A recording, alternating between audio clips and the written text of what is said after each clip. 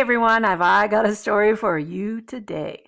So, a federal judge, it has been confirmed, was caught doing the nasty in their chambers with someone who was not their spouse. And an entire report based on an investigation has been issued about this naughty behavior, but the report does not name the judge. So, as you can imagine, the legal community, at least in the Southeast, has been all a Twitter today and yesterday trying to figure out which judge it is that did all these things. And I will tell you, lots of people have come to a conclusion that they believe is absolutely correct. Everything that I've seen online comes to the same conclusion, but that is just rumor and opinion. I'm going to break down for you first the facts of all the things, the naughty things that were found in the report, and then we're going to talk about what social media and the internet is saying about who it is. So let's get into it. So the only background you need to know before we get into the salacious details is this. This is federal court, not state court. The 11th Circuit Court of Appeals is the circuit that covers Alabama, Georgia, and Florida. There are multiple numbered circuits throughout the country. Below the 11th Circuit are all of the district court judges that sit sort of like trial judges underneath the Court of Appeals in those states, okay? They got a complaint that a judge, one of the district court judges in one of those states, was doing very bad things. That included having an extramarital affair loudly in their chambers, not really working on their civil cases like they're supposed to, and attending a political event, which judges, those federal judges are supposed to be non-political. And so that was a no-no too. So, okay, that's the setting for the fact that now there has been a report that has been issued, which we've all gotten our hands on in the last 24 hours. The report was actually issued in February, but it was appealed to kind of make sure that the punishment was acceptable, and that was checked off on by the 11th Circuit. And so that's why that just happened in May, and that's why this has all come out right now. Okay, so you can see right here, it just says they identified a judicial complaint against the United States District's judge.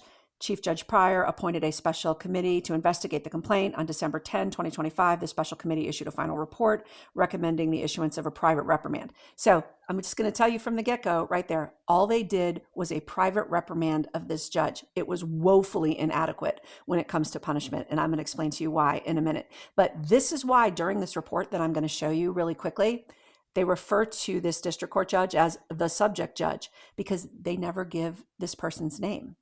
All right, so let me go through some of these awful things that this judge did.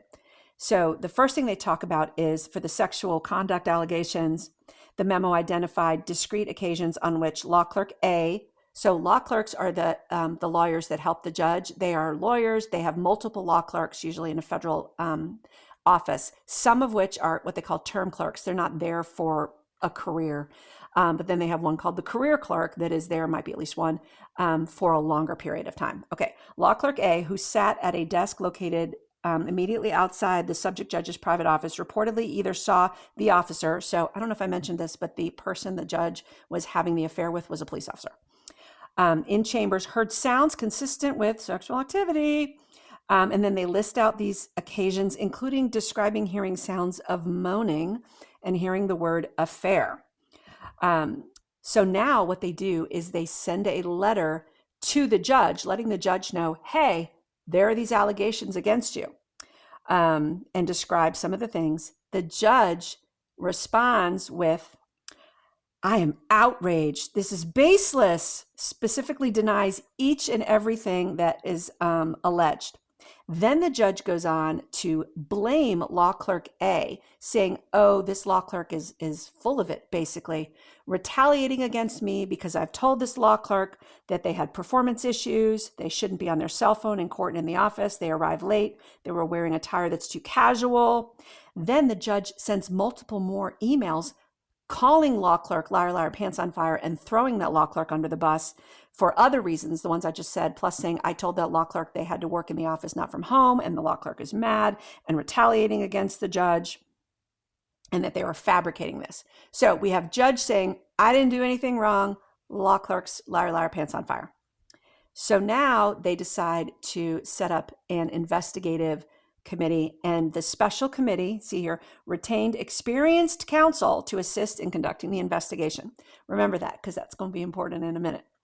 Okay, so what do they do in the investigation? They conduct voluntary unsworn interviews of 6 former clerks.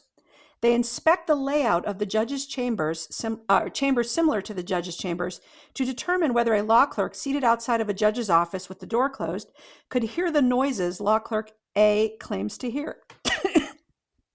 I'm sorry. Do you think they went into someone else's office and said, "Don't mind me, I just have to moan real quick to see if my friend outside can hear it"? I mean, y'all, this is a federal courthouse that we're talking about. Okay, they removed the above referenced sofa cushion from the subject judge's chambers, arranging for a qualified biological laboratory to conduct an acid phosphate test of the cushion to determine whether you-know-what was present. So yeah, there was a stain on a cushion in the judge's office. They took the cushion to be tested.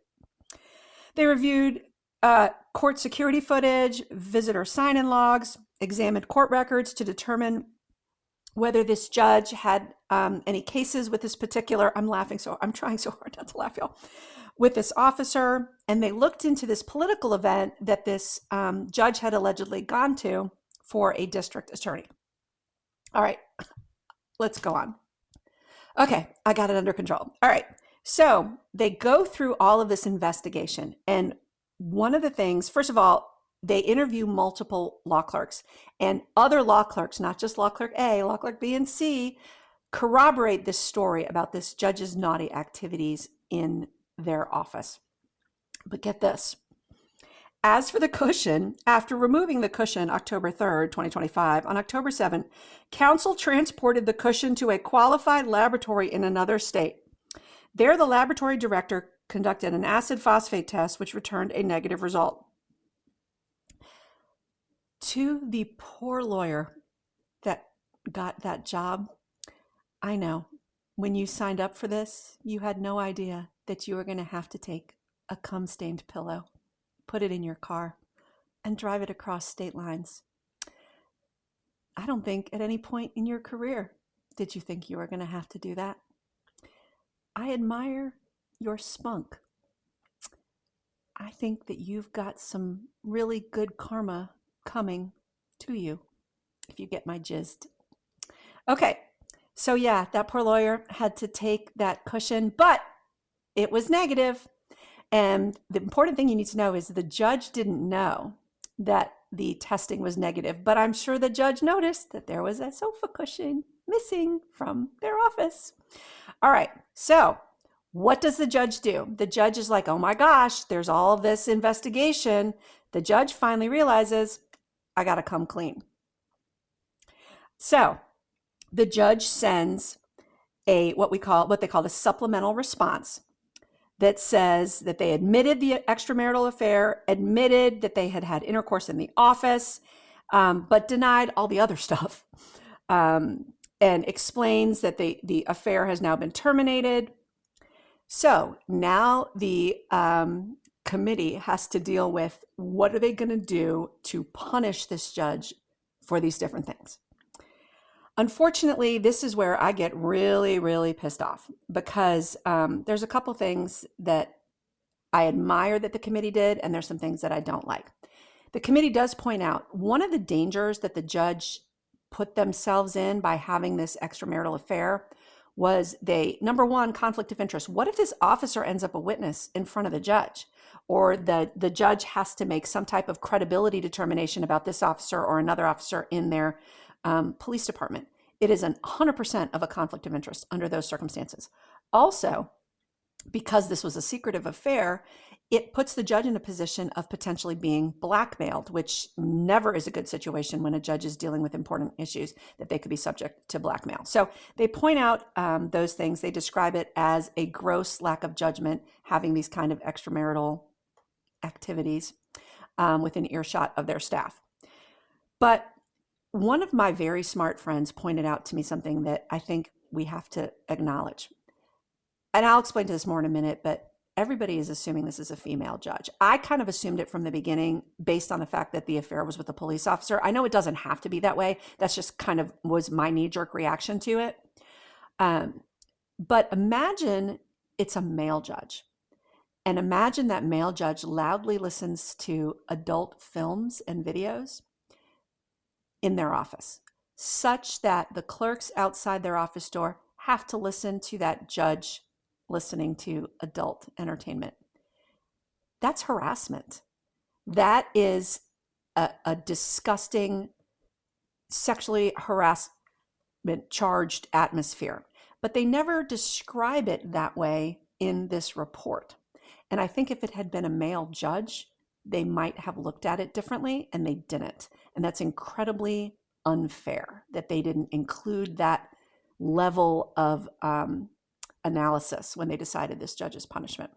Okay, so they also talk about the fact that this judge had gone to the judge admits that the judge went to a district attorney's victory party after this district attorney had won a primary. But the judge says, I didn't drink anything, and I was just kind of there to see former colleagues of mine. And remember that too, okay? And, you know, it wasn't, maybe I shouldn't have gone, but I wasn't endorsing anybody politically, okay? And they said that the district attorney had personally invited them to this event. And the judge says, well, I did have a martini glass, but it had food in it, okay? All of this stuff is important. So we get to the point where now the committee has decided on the recommended sanctions. What do they tell this judge the judge has to do? Well, like I already told you at the beginning, they get a private reprimand. You were naughty. That's it. They don't name the judge publicly. They tell the judge has to issue letters of apology to the law clerks. But get this, if you read the report, there's a notation, and another very smart friend of mine pointed this out. The judge complains about having to put too much detail into the letters because he or she doesn't want the letter to be something that could be held against the judge later. So the judge wants to be as vague as possible in the apology, which just shows you how crappy this punishment is, because the judge is hedging on even having to apologize for what she put these law clerks through.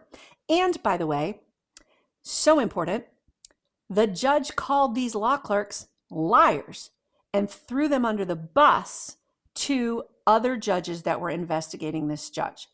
That, to me, in addition to the harassment type atmosphere, is the worst part of this. The affair is distasteful, but it's not the worst part. The worst part about the fact is this judge lied and called other lawyers, officers of the court, liars. And that, to me, is absolutely unacceptable. So the judge has a private reprimand, has to semi-apologize in these written letters. And then the judge has to forego service as chief judge when they would be otherwise eligible to serve in that capacity and refrain from being on a committee. That's no punishment at all. I will say that one of the big red flags, and I've talked about a few of them that people have used to identify who this judge is whenever that judge is up to be chief judge and never is, they're going to know why, okay? So that is the crappiest punishment for what this judge has done that I have ever heard in terms of punishing a judge. It's unacceptable. They can't fire the judge. The only way the judge can lose their job, because it's a lifetime appointment, is to be impeached by Congress. Do we think Congress is going to do that? I don't know. But it's just offensive to me that this is such a weak punishment for a judge that had put so many people through these things and called them liars. So, okay.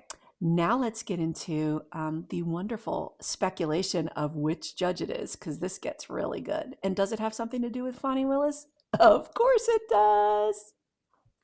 So those were the facts and some of my opinions sprinkled in of what has happened.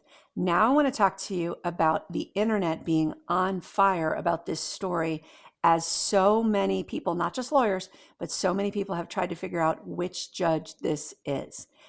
What I'm going to tell you going forward is 100% people's opinions, not facts, because until there is some official confirmation, if we ever get one, which we may never, we aren't going to know exactly which judge it is. All right.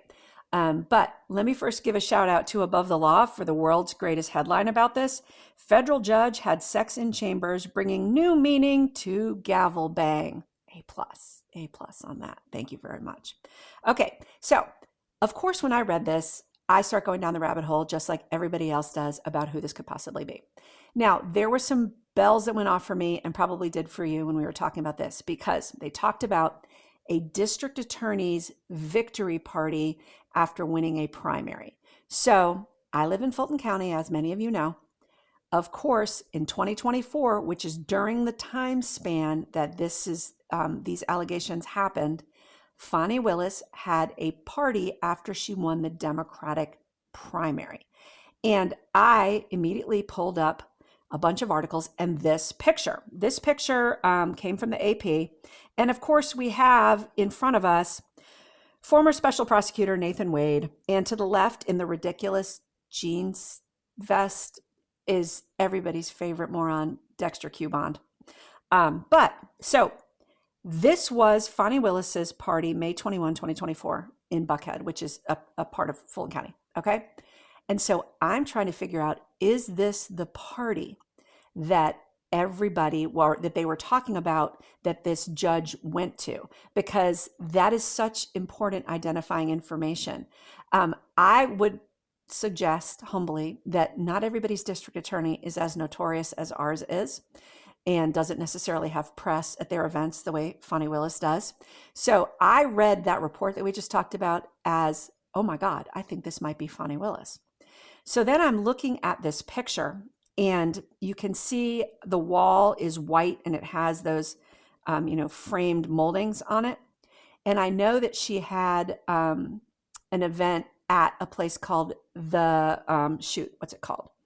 The Estate. Here it is. And I saw that it has matching moldings, if you'll see on this picture right here. So I was like, I'm thinking that I'm a genius. I'm like, yes, well, here we are. Now we just need to find out if the estate has martinis, because the judge admitted in the report that they had an appetizer in a martini, but only a glass of wine. Okay. So I will tell you, I think a lot of people have been to events where they serve apps and stuff like that. I went to like a mashed potato bar where they have them in martini glasses. So it's not super identifying, but as I'm looking at this picture, I can see that this woman in the back right here is holding a martini glass. So I'm thinking, well, at least we know that this could be the party because there were martini glasses there. Now that's not a lot to go on, but here's where my friend Ashley Merchant is so much smarter than I am. Because this is Ashley Merchant's post on X. How could they not find any picture evidence? It took me less than 2 minutes to find this on Fox News from said election event. What is she referring to?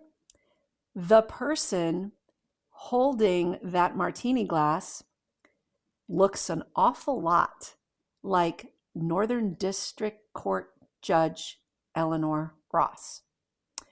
I don't know this judge. I don't know if that's her picture. I have to agree, based on seeing other pictures of her, that it does look a lot like her, but I can't say for sure that it is. But if it were her, that would put her at Fani Willis's May victory party after winning a primary, which is exactly what was described in the report. Now, if you go back and look at Judge Ross's history, she worked 2 different times, 1998 to 2002 and 2007 to 2011, as a district attorney in Fulton County. So she worked with Fani Willis. And in the report, it says that she had gone to this event to see some former colleagues, which would have been at Fani Willis's event. So that also lines up. So the trail of breadcrumbs certainly makes one wonder if this could be Judge Ross. Again, I'm not saying it is. I'm saying this is where the trail of breadcrumbs has led some folks. Some folks have been louder about it than others. Marco Polo has announced federal district judge fornicated with Atlanta PD deputy chief in chambers, and they flat out name it as her. I'm not saying that they're correct, but they are full-throated saying it is. And there are multiple other places on Twitter that are also saying fully throated that it is Judge Ross. Now, here's what's concerning. They are also saying that the person that Judge Ross allegedly had the affair with is this person, Kelly. Here's where it gets really unfortunate and sad, because this is a picture of Assistant ADA attorney Rewa Collier, whose married name is Kelly, because she, I don't know if she still is, but was married to that officer. And this is her with a picture with federal judge Eleanor Ross. It appears as if, at least from this photograph, in July of 2024, so during the same time span that the judge, pictured here on the right, was having an affair with Rewa, here on the left's husband. It appears that they were friends. So if this were true, that makes it all that much more awful on a personal level. So that's kind of where we are, folks. I do want to point out again, we don't know that it's Judge Ross. It could be a judge in Alabama or Florida or another judge somewhere in Georgia. I am just saying those are the opinions of some of the folks based on what they've seen. I do have to say something else because I know. Oh, wait, I forgot. I got to tell you one more thing. If it were Judge Ross, check this out. Judge Ross was the presiding judge over the trial of the Chrisleys. And so, of course, Todd Chrisley has said, well, now we know why she never had shoes on when she ran her kangaroo court against us. She had her feet in the air and clapping them cheeks. Karma is a real bitch. So definitely some strong opinions out there. But I did want to address one more thing because I think this is really important. There are going to be people, because it's the internet, that are going to bring in the color of someone's skin into this conversation, either to say that is why people are picking on this particular judge, or to say that the behavior is that of indicative of someone because of their color of skin. I can't stop people from being stupid on the internet. Wish I could, but I can't. But I am going to say this. Number one, the headlines are what they are. Okay, the report has been made public for whatever reason. The headlines are what they are. Number two, there are multiple instances of judges of all flavors doing naughty things. So I'm just going to close by giving you some pictures of some other folks that have done naughty things. This is Judge Scott Steiner. He's from California, Orange County. He was censured for doing naughty things in his chambers, and he won re-election. This is Judge Wade McCree. He, Detroit Free Press, so Michigan, had naughty time with a witness in the chambers, but this headline says he can't be sued. This is Judge Corey Woodard, also from California. He was censured for having naughty time in chambers with a married woman. And then, not to be outdone by the men, we have Kenton County, Kentucky Judge Dawn Gentry investigating numerous accusations of professional and sexual misconduct, including having naughty time with her lover and another woman while at work. So, for those of you that want to make this about a particular color of skin, I can't stop you from being stupid. But this is not exclusive to any particular gender, culture, race at all.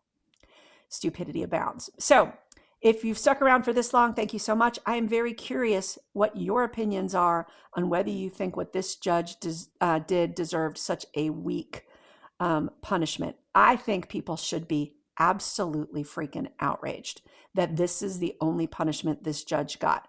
Do I think this judge is going to resign? No. Should she, if it's a she? Absolutely.